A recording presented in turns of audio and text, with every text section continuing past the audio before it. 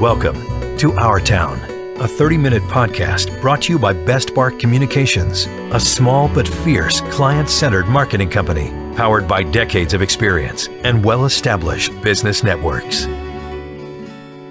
This is Andy Ockershausen, and this is Our Town. We're talking to a special friend about our town, which is his town.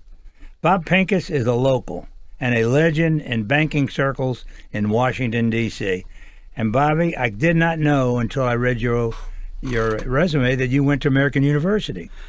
Andy, I went to Maryland undergraduate, American U graduate school to get my MBA, and I wanted to stay local. You actually studied for your MBA? You didn't buy it? I not only studied, I received it and earned it. And became a legend. I don't know about that. How in the world did you get in the banking business? Because I knew you grew up in the Cottage City area. Well, one of my professors at AU was the executive vice president of DC National Bank. Aha! And he hired me as a trainee. Then I grew and I had Leo Bernstein. Professional growth, yes, with Leo. And I grew into a situation that in 10 years I became the CEO. Well, Bobby, I know the story real well, but I didn't know about the AU part. But I knew your dad had a restaurant called the Pincus Grill. Yeah. Family restaurant, a famous place in Cottage City. Yes, and they were noted for their crabs. And in fact, in the 80s or 70s, he sold jumbo crabs for $3.50 a dozen. Today they're $90 or $100. They're $3.50 each. Right. Oh my God! A lot of the baseball players used to come in there, I was told. Oh yes, Eddie Yost, Roy Sievers. I can early win. Yeah, they were regulars for the crowd. You got to know about the history of the Senators, and yes, they came to my your dad's place. My dad's place all the time. And you had three brothers. Did all of you work at the restaurant? No, I was the only one. Really? Yeah. The other guys are all well educated. Well, they were pretty straight and conservative, and I might have been on. Delightful guys. I knew them and still know two of them. I know you lost one of your brothers, a great guy. Used to see him all the time in Bethesda. And then you were in the college fraternity at Maryland? Yes, I was a TEP at Maryland. And that was really an experience that I think young people who go to college should experience, the fraternity, sorority, the Greek life. It was, I got friends today that... for 40 years. Oh, absolutely. And you have relationships and you learn about people. And part of college should be socializing, just not education. And then Leo Bernstein entered your life when you went to work for DC National. Leo was a character, and we had a great relationship. Chairman of the board, wasn't he? Right. But that started you in your bank. Were you interested in banking when you were going to Maryland, or you fell into it at AU? I was always interested in finance. So banking happened to be a specialized area in finance. And when I went to AU, as I said, one of my professors was the executive vice president. I came into the bank. It was a smaller bank at the time, and we grew the hell out of it. Absolutely. Well, I know that story very well, Bobby. I know your story around town, and I know you made a lot of friends. The other thing that strikes me, because I hear about it and did for years, how many people you helped in the restaurant and bar business. Well, I mean, people talk about it. Obviously, restaurants are more visible, but it might have represented 5% of what I did.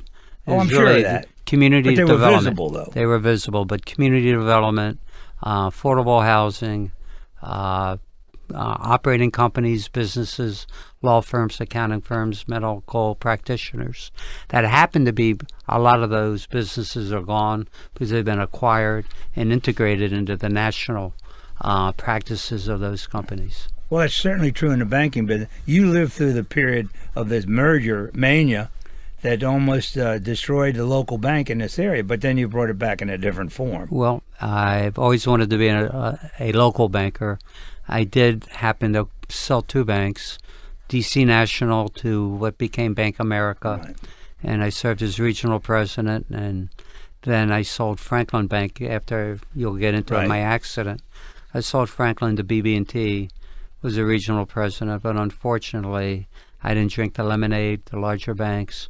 I wanted to be more entrepreneurial and commit my bank, our bank, to the local community. Well, the whole banking industry changed dramatically, of course, over your years in the business, correct? It did, and in fact, the last year of the D.C. Bankers Association, which was a community bankers business group, the last year it existed, I was the president of it. It's another one. We'll get rid. Did you put Landsberg's out of business too? If you save that company. I tried to save it, but all the banks were being acquired. I know that. So we didn't have enough banks to become members of the association, unfortunately. Well, I lived through the period with you because you were generous enough to invite me to be on the board. It's probably the greatest thing to happen to your bank. Generous might be not quite the right statement. Might have been a misadventure, a mistake. But you brought personality, you brought energy, and certainly knowledge of the Washington area, more Bobby, so than most people. I love that, and I know you did me a great favor because I know I was required to have so many shares of stock, and I said, well, I think I should get more. And you said, okay, buy what you want.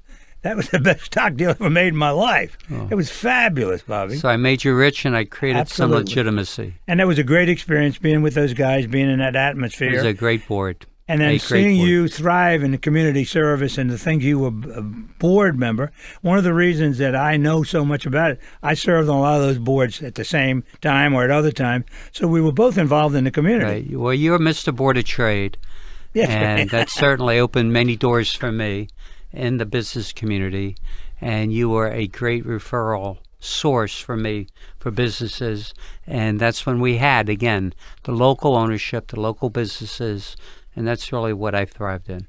Well, it worked so well because of all the boards that you served on. They were all in public service, and it didn't make a dime for the bank. It made it for the community. It was enhanced the quality of life in the Washington area. And it did, Bobby. There's probably 25, 30 boards I served on, which were nonprofits. But you had, I did okay, I guess, in my business career.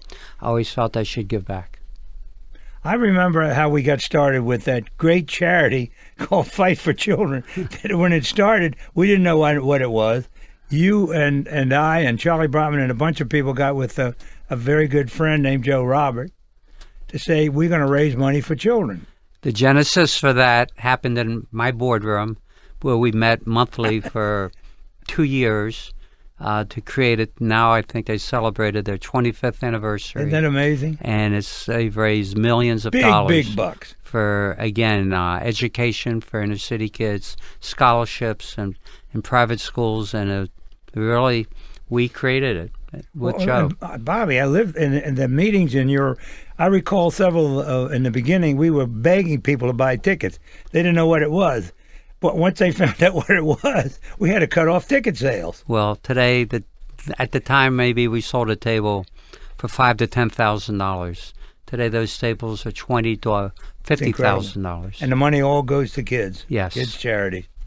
But they were the golden years of the city in a lot of ways, beginning of the '90s. And Bob, the other boards, the other things that that come to mind that you were involved in, it was it was having a sports mentality. You sponsored the tennis tournament, and then you ended up in the basketball tournament, and they were great fundraisers. They were not only fundraisers to help inner city kids, but it was wonderful promotion for my banks that I was the CEO From bank of. to bank, right.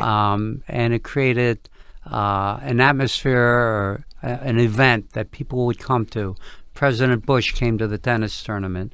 The basketball tournament we had is still going on today. It's the BB&T Basketball Classic.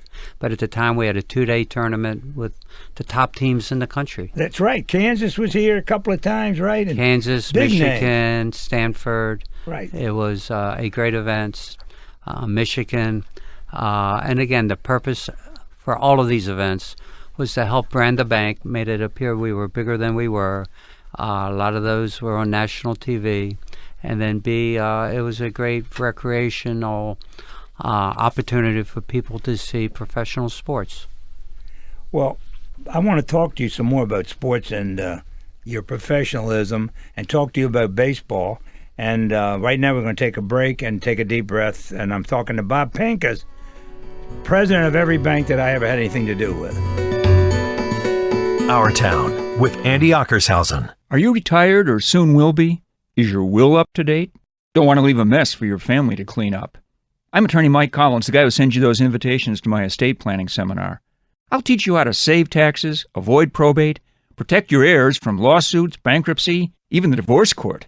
Keep your money and your family with our innovative Reservoir Trust.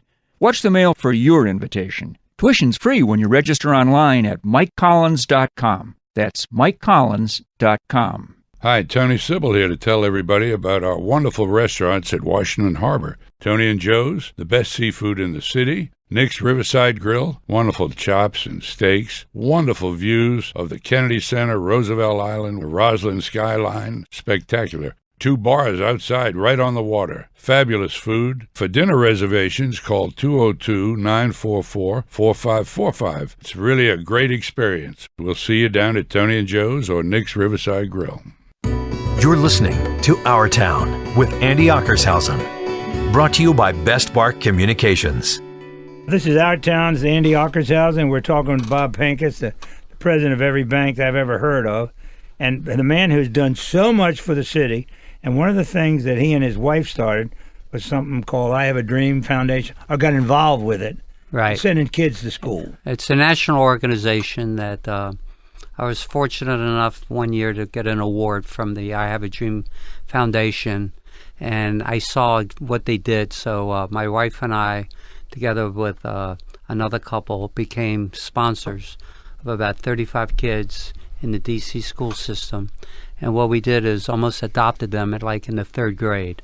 Not a formal adoption, but we took over and worked very closely with them in their progress.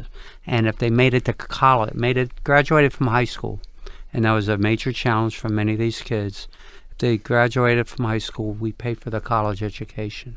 Wow. So out of the 35, more than half graduated from high school and went to college. All of them graduated from high school, although we might have lost 1 or 2 of them. So 33 out of 35 graduated from high school. More than half of them went to college. We paid for their college education together with finding scholarships.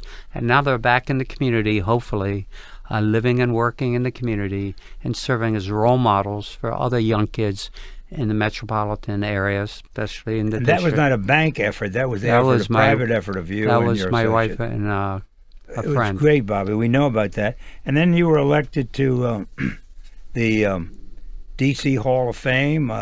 Yes, the Washington Hall of Fame. The Business Hall of Fame. Yes, it's the Business Hall of Fame. There's about 85 people over the last 20 years, notable people in the business community. You may be the only one still alive. What do you think of that? No, that's not accurate. A few alive, but not many. Andy, you weren't going to kid around with me. This is going to be serious, and now you started. No, but I'm very honored to have been it was a great honor. Selected to the Hall of Fame. And then you also Washingtonian of the Year. Washingtonian of the Year, Entrepreneur of the Year. 2003. So I've gotten some Entrepreneur recognition. I know about. That was a big, big effort. That was Ernst & Young.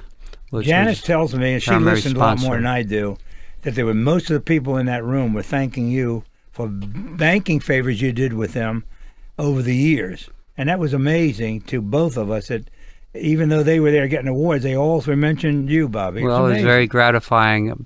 People that I did business with, they remember, and they were very kind and gracious.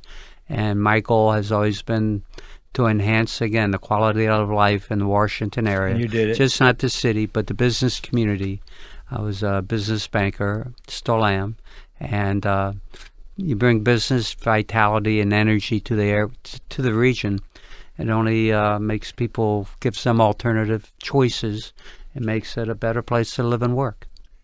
Bob, also, and I lived through this with you also, the effort to bring a baseball team to Washington. Yeah. Well, tell me about the Pincus effort. First, we started as an organization. We were selected by the mayor, I guess. I don't know. I think it was Marion Barry. Baseball Commission at one time. It was the D.C. Baseball Commission. And we were trying to bring visibility to the effort and why Washington, the metro area, deserved a baseball team. And then it evolved from there that Chip Ackridge, CEO of the Acreage Company, myself, led an effort to bring an ownership group together, and we competed in 1991.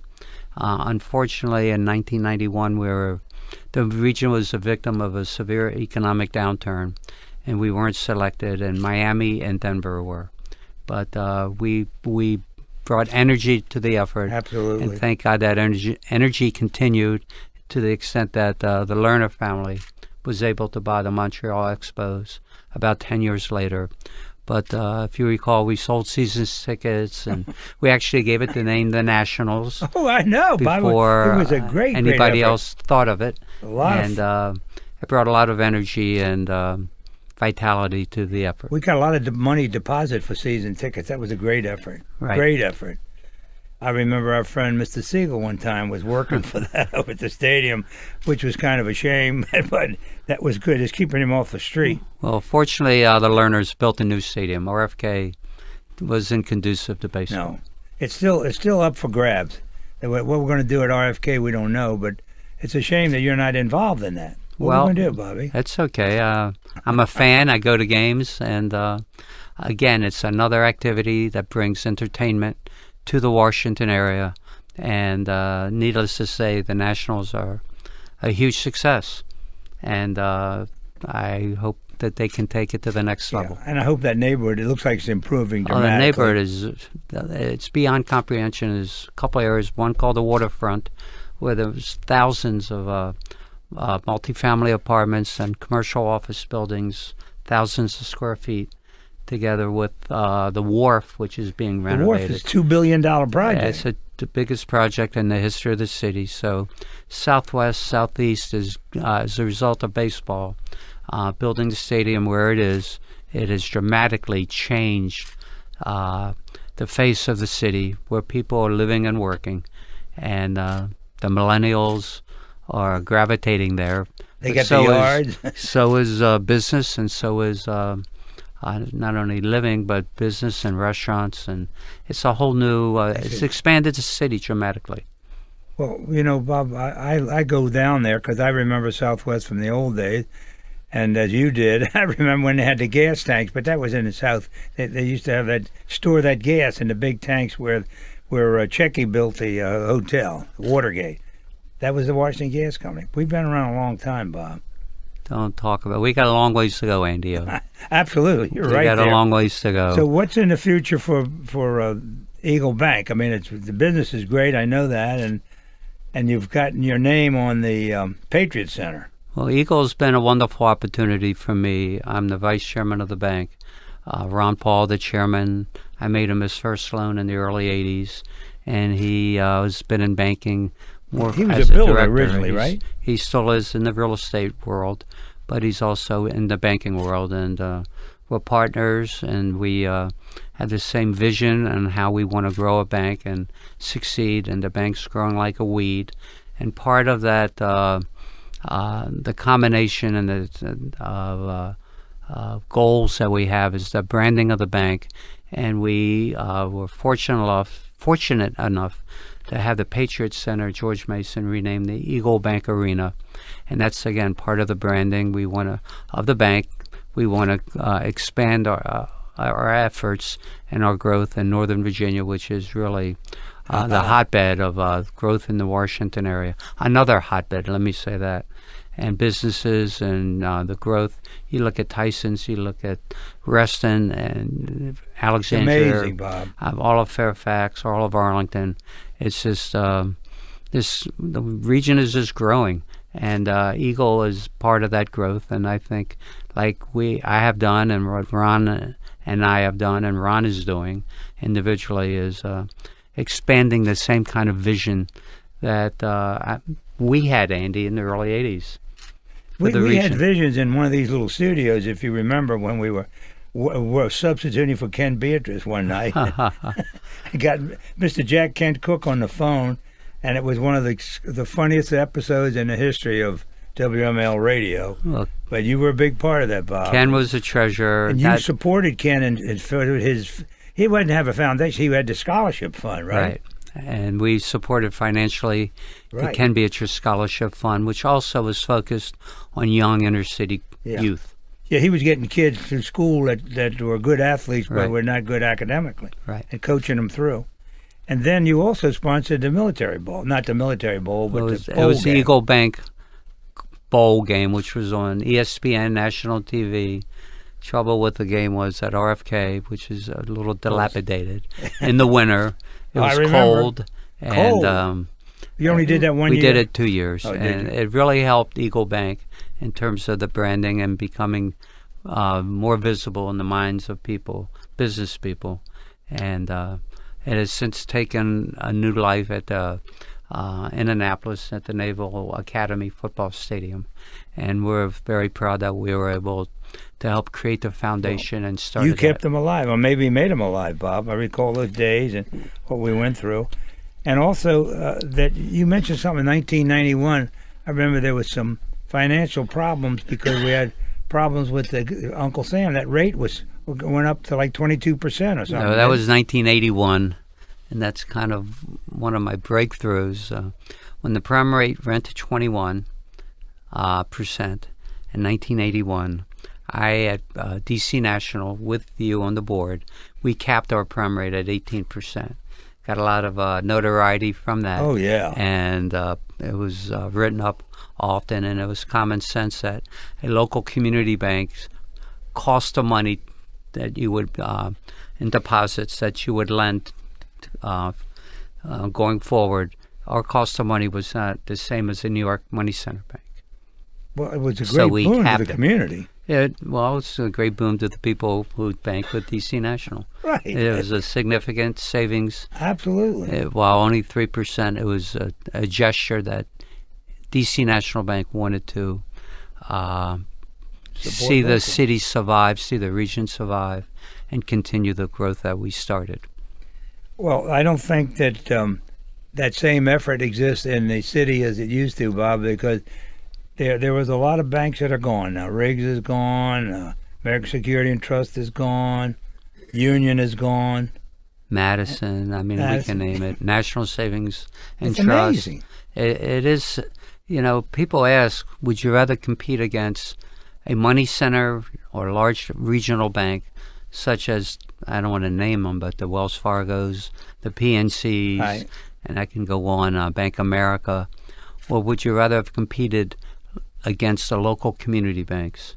And I'll say, I said it then, I'll say it today, I would much rather compete against the larger banks where there's no continuity in people, no continuity in philosophy. They're here today, gone tomorrow. The philosophy of being part of the community and lending because you lived and worked here for your business career. That's what the community bankers did. Absolutely. And they had the same kind of conviction and commitment that I had in my past and still do for the quality of life and enhancing that quality of life for people in the Washington area. Well, Bobby, you made it work better than anybody, and for that we're all very, very grateful. I know the community is with this list of awards that you received, and certainly I lived through it with you, and you're a great guy, and we appreciate everything you've done and appreciate you being here with our town because we are our town. Whatever we are, Bobby. Well, you and I, we're not relics yet, but we're certainly seeing a new wave of people coming into this town, and I only hope they show the same kind of commitment that we showed and we demonstrated, and hopefully became role models for people today, and making this region continue to grow and prosper. Well, the more you put out, Bobby, the more you get back, and you're proof of that with all your public service. And we appreciate you being on our town, and look forward to staying in touch with you, and looking forward to going to the Eagle Bank Arena someday. Well, fortunately or unfortunately, you and I will continue to stay in touch, dependent upon one's viewpoint. God but bless you, Bob we're both Pincus. committed to each other. Thank you for being here. And that's Andy Ockershouse, and this was Our Town with Bob Pincus. You've been listening to Our Town Season 1 with your host, Andy Ockershausen. New Our Town podcast episodes are released each Tuesday and Thursday. We welcome your comments and suggestions on how you like the show or who you'd like to hear from next. Catch us on Facebook at Our Town DC or visit our website at OurTownDC.com. Our special thanks to WMAL Radio in Washington, D.C. for hosting our podcasts.